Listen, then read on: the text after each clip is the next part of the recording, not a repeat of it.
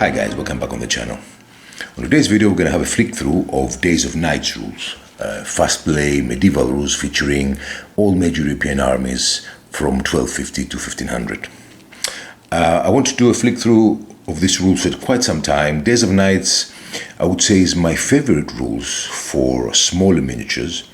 They work with large miniatures as well, with 28s, but currently I use it for my 15s and my 10s.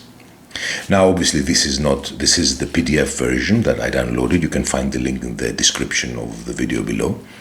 Obviously, this is because I like PDF, I like scribbling. Obviously, this is not binded because this is my working copy, but obviously you can print it and bind it and have it as a proper rule set. So we're starting with Days of Knights rule set. So we have an introduction from the author. The rules are Chipco game, obviously, of the author, some explanation of the rules. And here you start directly with the basic concept of the rules and how the rules work, what is a unit, what is a command. I will explain to you while we go. Then it explains you what is a group, the battles, armies, what is the forward arc. So it's where the arc it's the same arc with shooting, where the unit can move. Explain to you the movement and the general concept of the rules, that the unit becomes demoralized, then double demoralized, and then it's killed. There are some exceptions, obviously. Some units are broken when they're double demoralized. Others are pushed backs. Others units that win the battle follow. But in general, this is the basic concept of the rule. Now it's here how you set up and play. There is a very nice, very interesting setup mechanics with omens and portents that appear with depending on what omens you have by rolling a d10. The rules are played with a d10. And then you have the sequence of play where you rally troops, you resolve missile fire. Now talking about missile fire. Missile fire is very interesting. Is you have a table, and depending on how many units shoot at their opponent, you check the die roll and you check the number of units that they're shooting, and according to the table, you see if the unit is demoralized or killed. Some units can shoot at the same target, and also if units are in close range, then they count as a double. So if you have, let's say, one unit shooting your opponent in close range, you will go to the row that has two. This is the advantage. It's not a modifier plus or minus. It's you go the numbers of units shooting. It shows the strength of the unit. Crossbow obviously has similar rules, the distances in inches. And here you have the ranges, and explains to you how you shoot, as I told you, close range or long range, and 2 units or 3 units. I like this rule that 3 units or 2 units can shoot at the same opponent. Then you have movement, depending if it's a group or if a single movement. These rules are very heavily based on command and control, and I will explain to you while we go further. I like this because the rules set have very nice bullet points you can follow, and they're important. And also they have photographs. This is what I like. They have photographs and they have examples. Many times you cannot understand by just reading the text. So it's very important to understand how units move. So we're talking about groups and how they move. What is a charge? The cheesy whip rule, as they call it here, it's basically the overlapping. It's something it's a very interesting rule in Days of Knights, overlapping your opponent. You can actually outflank him and charge him in the flank, in the rear if you're outflanking him enough, and so your flanks should be protected all the time. Again, nice examples of how you find melee, how you outflank your opponent with figures. It's really, really very easy to understand these rules. Now you disengage, how you disengage, and then you have your zone of control. And then you go to melee, where it's explained. You roll a d10, you have modifiers, and then you compare the results, and obviously it is similar to DBA. If you're equal, you continue fighting. If you're less but more than half, you're demoralized. If you're more than half, you break. It talks about support. There is support, flank supports, and flank supports, side supports, and also the terrain. The terrain is very interesting because the terrain also impedes you, not only movement that most of the rules have, it impedes you also in fighting. You have negative modifiers in fighting, and that's something I liked. Then you have when charged and when charged bonus, and when charge bonus. So when charge bonus is for the knights, when charge bonus is for the longbowmen. Again, very nice examples of counter charge, explaining everything with photographs. It's really, really very well laid out. Follow-up movement, who follows up, who doesn't follow up. All knights, obviously, and foot knights follow up. Other units have an option to follow up or not follow up. And here, break test, how an army breaks, quite interesting. There's a 25% command is lost. You have to take a panic test. If more than 25%, 50%, then you have to take a cohesion test. And here are the victory points. So these are the rules. Very nice, very simple, very well laid out with a lot of examples you will see in the end. Now here we're talking about, all the units with all their characteristics. Here you'll find everything you need. Dismounted knights and fear units that you have to take a terror test. That's one test I really like. You have men at arms and men at arms upgrade. So men at arms is basically your men at arms. Men at arms upgrade is basically men at arms and foot knights. You have bows and longbows and cavalry and pikes. There's all the units you can find here. You have a set defense, and that's for the pikes. You have mounted knights, general abilities of the units, all this, and very analytical. Then you have characters. Now characters are very important. Units cannot move without characters. They can move, but they can move straight within their forward arc. If you have characters, you can maneuver. And that's the most important part and the very interesting part of the battle, because although you can charge and you can charge straight, when you start fighting and you're pushing back your opponent, or you're following up or you're not following up, the lines get divided. Units follow up, units charge and pursue. If there is no commanders there, these units cannot turn, you cannot rearrange, you cannot reorganize your army, and that's where your commanders come. You have to have your commanders in positions, or you have to have your commanders fetching your units so you can ally them again and charge, because they're out of control. So command and control plays a very important role. And this is the characters. There are a lot of interesting rules about characters and retinue units, retinues in character. Also, you have retinue units. Some units are called retinue, that's mounted knights, obviously, and foot knights. I will talk about characters in a sec. So we have here examples of play. I told you this is very good. I have examples of play. Now you have command and control.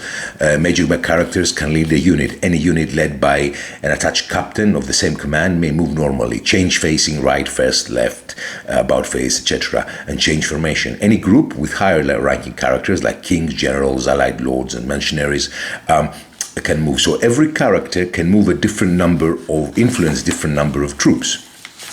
Here is to tell you how the characters die and how they get injured. And then here you have exactly what characters you have, what combat factors and morale factors they give, and how many units. So you have a king and a leader who a king can control a whole division. Marshals, they control battles. Allied lords, they control up to 6 units. Mercenary captains, they control, again, I think, up to a certain number of units. And then you have captains that control 1 unit.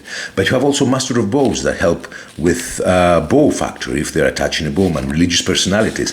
It's becoming a bit like an RPG game. It's really, really interesting.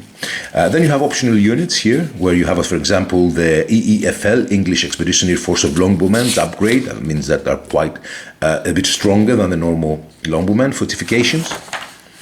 Horse archers, Hussite wars, wagons upgrade. Pike blocks upgrade. This is for the Swiss. It's not for the Scots. Spanish units, mounted archers, and you have also optional abilities. These rules can become as complicated as you want. So you have professional troops, you have heavily armored knights, you have dismounting, you have lance rest, light men at arms, and inspired troops, usually with their religious personality attached. Skirmishers, throwing weapon, and optional major characters. So your major characters, you can have, for example, a marshal who's an impostor, or who is, you can have a master of artillery. You can configure your characters. You can have an army standard and relic. And here are the optional character personalities I was telling you. You can have a cohort, a cowardly, disciplined, a heroic, incompetent fop, natural leader, a people's commander. All this, as I was telling you, the rules can get as complicated and as uninteresting as you can. I mean, the commanders can create a life of their own with all these characteristics. And then you have rash, timid, unreliable, etc. Now here's a timeline, and this is very nice. Shows you how you can organize your army. This is Scottish Wars of Independence. I'll give you an example. It reaches, I think, up to 100 Years' War period, mid-15th century. It tells you how the armies were laid out. For example, here let's read about the 100 Years' War. It says, for example, cannons should be represented by bows or crossbows. English can buy professional longbows or English expeditionary force of longbows. Most of the battles should consist of men-at-arms 1, retinue upgrades, and archers with stakes, with a small cavalry reserve under the king or a general, and a continental contingent of men-at-arms, bows, and cavalry. So it says you a general description of the period of the armies, and then it goes in detail. These rules go in detail in how you can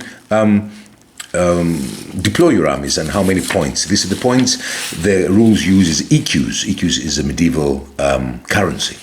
So, if, for example, we have sample for English 100 Years' War army mid 14th century.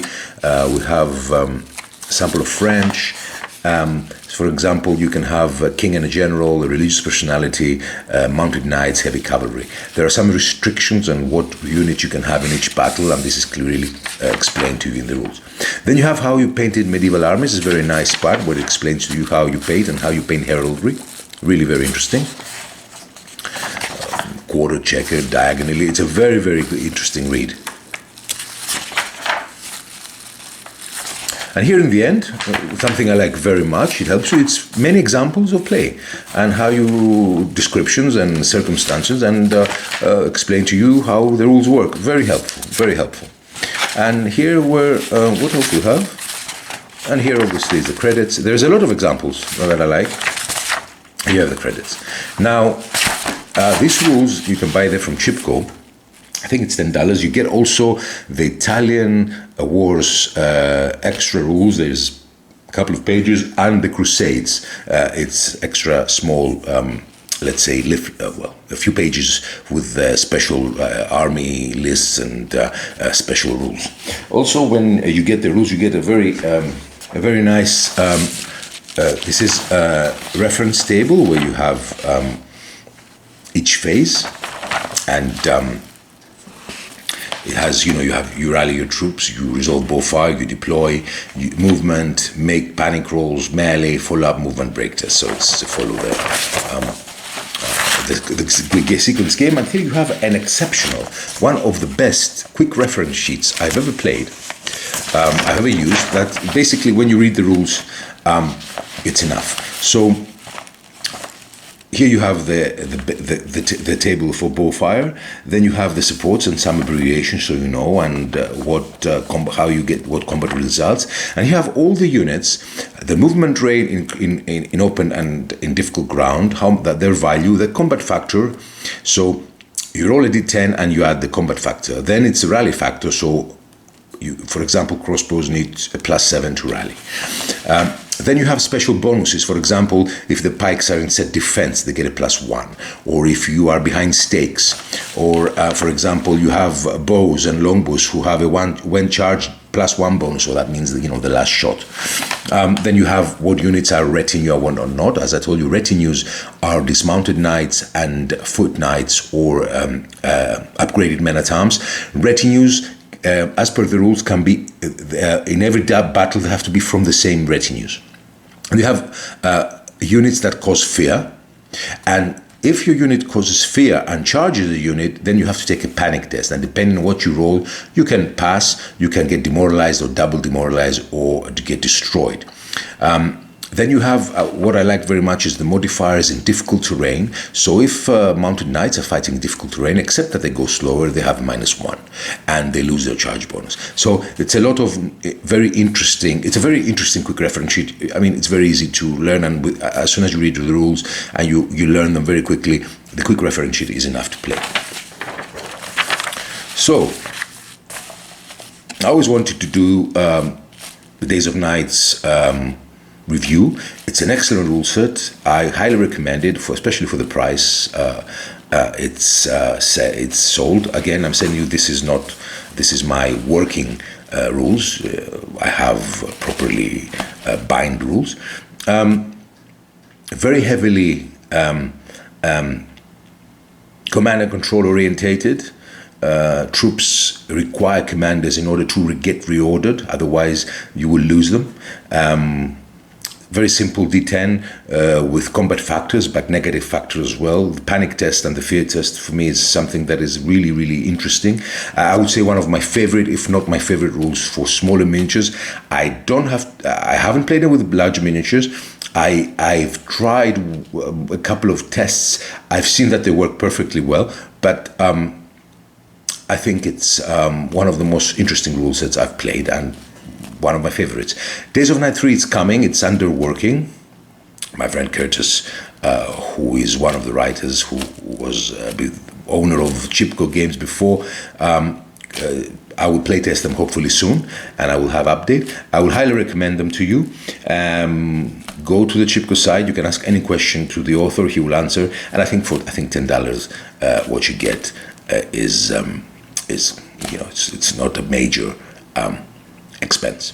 Anyway, guys, I hope you enjoyed this flick through. Thank you so much for watching. Any questions, because I know the rules very well, please write a question in the comment section of the video. Thank you so much for watching, and bye-bye.